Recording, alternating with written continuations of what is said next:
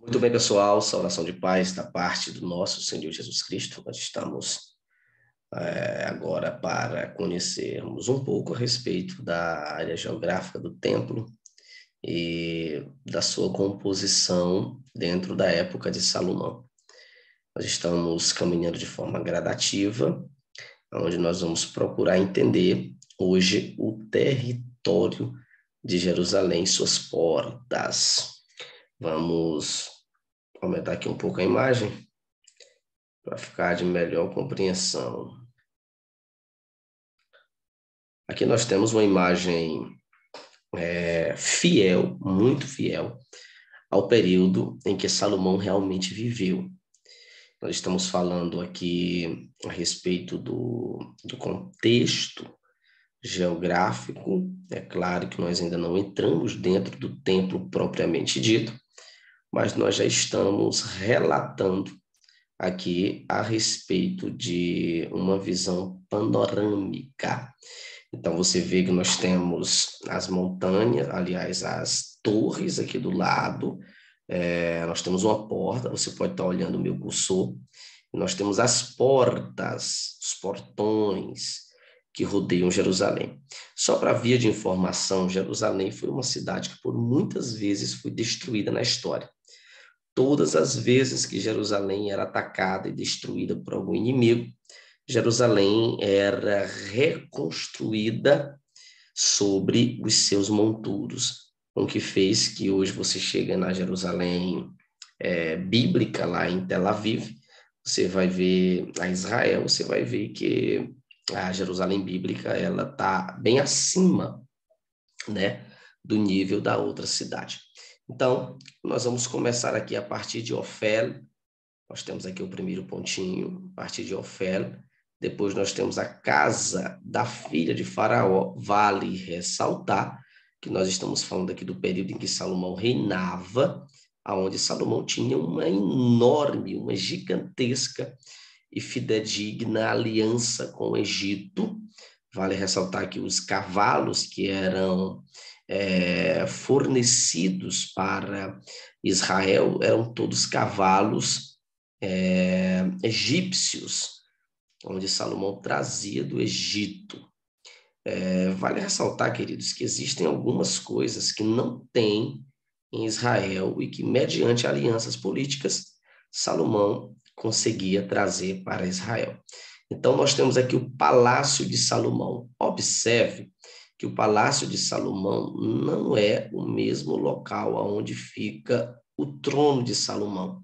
Nós temos uma distância. O Palácio de Salomão está aqui e o trono de Salomão fica aqui, no Pórtico das Colunas, na região do Pórtico das Colunas. E nós temos a Casa da Floresta do Líbano, que foi construída por Salomão, aonde o mesmo tinha uma espécie de jardim de inverno nessa região. Salomão era um homem que gostava muito dessas questões de arte, filosofia. Ele foi um grande filósofo, um grande sábio, né? Então, tudo que envolve esses detalhes, Salomão gostava bastante.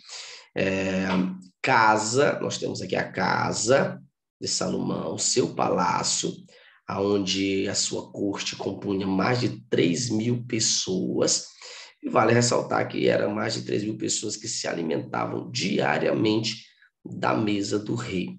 Só para via de informação, Salomão instituiu uma lei que obrigava, era um edito do rei, que obrigava que as 12 tribos de Israel, elas viessem, cada uma vez no mês, sustentar a corte real. Ou seja, digamos que a tribo de Zebulon produziu em março, a tribo de Zebulon deve assistir toda a corte, todos aqueles que se alimentavam da corte de Salomão, ou seja, da corte do rei, os membros. Vocês continuam vendo as torres aqui do lado, torre atrás, torre aqui. Jerusalém era uma cidade edificada sobre os montes, como já escreve o salmista. Pórtico do trono, Monte Moriá. Aqui nós temos o cume, ponto central do monte, onde hoje é construída a mesquita de Al-Aqsa, aqui, no mesmo lugar que nós temos o Pátio Grande. Pastor, o Monte Moriá, por que é o Monte Moriá? Porque o templo, irmão, ele é construído sobre o Monte Moriá. Quando Davi, ele vai comprar a eira de Araúna, e quando ele chega para comprar a eira de Araúna, Araúna rejeita vender. Ele queria doar para Davi, para que Davi viesse construir o palácio, ou seja, o seu palácio, e também construir o templo do Senhor na eira de Araúna, onde ficava localizada no Monte Moriá, onde Isaac, supostamente, segundo a Bíblia, foi levado a ser sacrificado, obtendo então o livramento do Eterno. Então, o monte fica em cima, no cume. Aliás, o templo fica no cume do Monte Moriá. Então, nós temos aqui, já entrando dentro do território do templo, a partir dessa portinha aqui, dessa escadinha que você está vendo, nós temos o Pátio Grande. No tempo de Jesus, este aqui era o único lugar onde pessoas comuns podiam andar. Como, por exemplo, no período em que cumpre-se o dia de Pentecostes, foi aqui neste pátio, que é conhecido como Pátio Grande, também conhecido como Pátio Exterior, também conhecido como Pátio dos Gentios. Este local estava lotado de pessoas que estavam pretendendo entrar para cá para sacrificar alguns deles, não todos. E o que acontece? Foi nesse local que Pedro se levanta e prega para todos aqueles que estavam ali. Ali, neste dia, segundo a Bíblia, quase 3.000 pessoas aceitaram a Cristo e o Espírito Santo batizou muita gente naquele dia. E aqui nós temos o pátio externo. Logo após, nós já entramos aonde? Nós já entramos no perímetro do templo propriamente dito. Nós estamos aqui dentro do perímetro do templo. Aqui tudo é templo. Mas, quando nós entramos aqui, nós já encontramos o altar de bronze. O altar de bronze aqui no templo, vou falar disso, é claro, ele é diferenciado, ele não é a mesma coisa que o altar de bronze lá no tabernáculo. Aqui, para que o sacerdote chegasse até ele para sacrificar, ele deveria subir em uma escada. E esta escada era alta. Você vê que tem uma fumaça aqui, você vê que tem um tanque, eu vou falar sobre isso aqui, já não é mais uma pia, simplesmente. Nós temos um tanque e aqui nós temos a porta. Para entrar aqui, professor, não é qualquer pessoa. Aqui ficam os sacerdotes. No período da Páscoa, os representantes da comunidade ficam aqui, essa parte de baixo. Alguns líderes entram para cá para comer do sacrifício juntamente com os sacerdotes, principalmente nas ofertas diárias, né? E saiu daqui, nós temos o templo. Professor, por que aqui é descrito o templo? Por que você descreveu o templo? Não, porque aqui dentro deste local, nós temos o lugar santo e, por fim, nós temos o lugar santíssimo.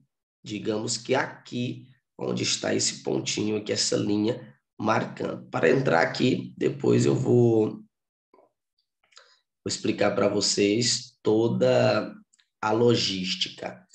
Vamos aqui para algumas particularidades do templo. E essas particularidades, elas estão em paralelo são antagônicas ao tabernáculo de Moisés. No tabernáculo de Moisés, nós temos o pátio externo, que tem também aqui no templo. Nós temos o santo e o santíssimo lugar. No templo, não. No templo, nós temos pátio interno, refeitórios, câmaras laterais, carrocins, mar de fundição, altar de cobre, o jaquim, eu vou explicar cada um deles depois, boaz, pórtico, santo e santíssimo. Aqui é o nível mais alto. Não se preocupe não que no decorrer das aulas eu vou explicar todos esses aqui. Para compreendermos melhor, nós vamos ler aqui um pouquinho, vamos analisar aqui as portas de Jerusalém. Com o tempo, Jerusalém se estendeu para o oeste e para o norte. Os reis judeus, depois de Salomão, acrescentaram muralhas e portões. As pesquisas arqueológicas atuais talvez acabem esclarecendo qual era o traçado exato e a extensão de algumas partes das muralhas. A cidade foi destruída em 607, antes da era cristã, e ficou desolada por 70 anos. Cerca de 80 anos depois de os judeus retornarem à sua terra, Neemias liderou a reconstrução. Deixa eu pegar aqui. Deixa eu ver. Vamos pegar aqui por fora de Jerusalém. Nós temos o Portão do Vale, que aqui é o Portão do Vale de Ben-Hinnom, é onde o salmista diz assim, ainda que eu passe pelo vale da sombra da morte, é este portão. Dificilmente alguém entra por esse portão aqui, a Jerusalém. Por quê? Porque para entrar aqui, por Jerusalém, aliás, para entrar em Jerusalém por aqui, você tem que passar pelo vale de Ben-Hinnom, é onde se lançavam despojos de guerra, corpos de pessoas mortas e tudo isso. Nós temos a Porta da Fonte.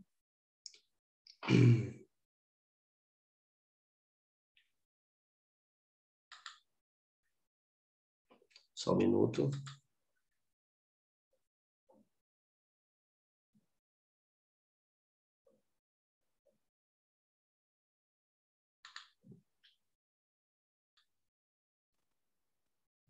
Muito bem, continuando a nossa aula, nós temos aqui as portas, Portão da Fonte.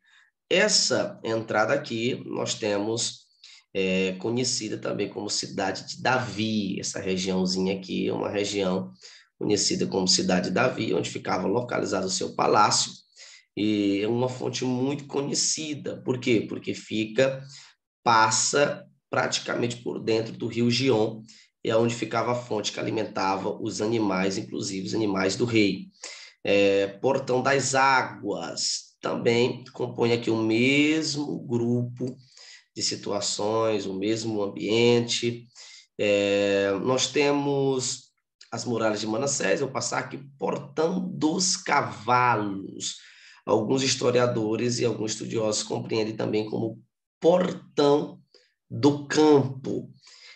Supõe-se que Simão Cirineu entra por este portão do campo, quando ele vai participar do que nós conhecemos como a Páscoa, onde Jesus Cristo vai morrer como cordeiro. Aqui ele estava vindo para festejar no templo. Então ele entraria por este portão aqui, que era um portão às vezes não muito usado. Geralmente se entrava muito pelo portão de expressão, pelo portão da guarda, até mesmo pela porta das ovelhas, se entrava por aqui, mas ele entra por aqui por causa da grande multidão de pessoas que estavam nessa região aqui, que seria impossível e intrafegável para ele. Então ele entra por essa porta, por este portão, aonde ele encontra-se com Jesus e ajuda Jesus Cristo a levar o partículo da cruz até ele chegar, não é? Nós temos também o portão de inspeção, você vê que ele fica perto do templo, que era um dos portões mais vigiados, e esse portão aqui era um portão onde, para entrar, era muito difícil, não que os outros fossem fáceis, existiam sentinelas em todos, mas esse aqui, por estar perto do templo e do palácio, era aqui um portão muito complicado. Porta das Ovelhas, biblicamente é muito conhecida a Porta das Ovelhas também.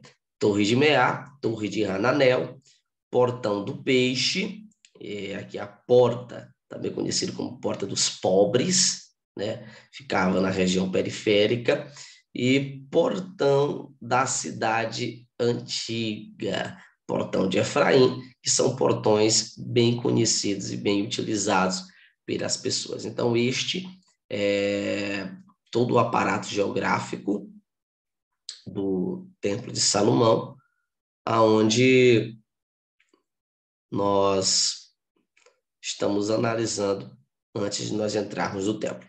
Enfim, esta foi a nossa aula. Espero ter contribuído com o teu aprendizado e que você tenha compreendido a mensagem que nós queremos trazer.